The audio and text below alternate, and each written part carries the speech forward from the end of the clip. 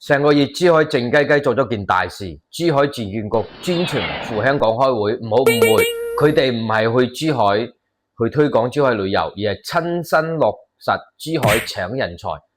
喺6月26號，珠海住建局親自帶隊前往香港舉辦安心在珠海百事通安居交流會，現場足足有110位香港公務員同各界人士到場，前來諮詢人士更加超過300人，現場人氣爆滿。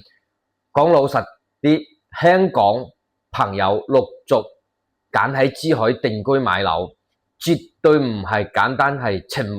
喺度作數，而係一盤好實際嘅生活帳。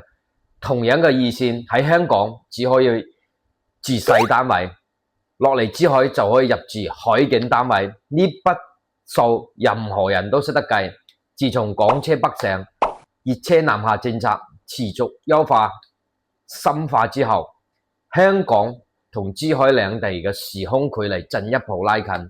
港珠安居專線已經正式開通，香港居民過珠海置業可以搭乘專線巴士直達十字門、金灣航空新城、斗門萬達3大核心板塊，串連多個優質樓盤，一日之內就可以實地睇盤，令雙城計劃跨境置業體驗感大幅度提升。除咗住屋同交通之外，民生保障配套亦喺度全面升級。今次一同赴港推介嘅仲有珠海衛健局同2間大型公立醫院。香港居民喺珠海就醫，除咗可以使用2000元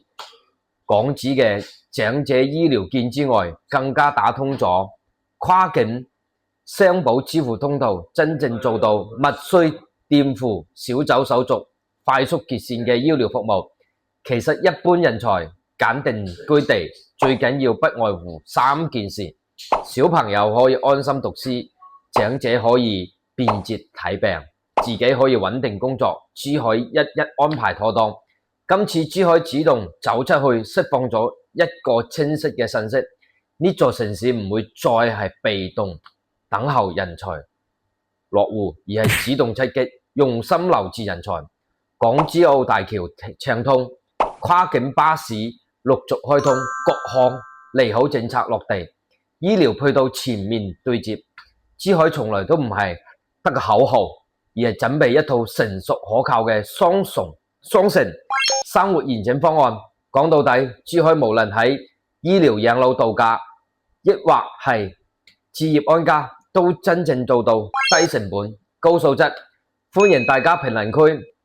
討論，一齊傾偈。你身邊有冇香港朋友正考慮過嚟珠海買樓嘅？大家可以深入交流下。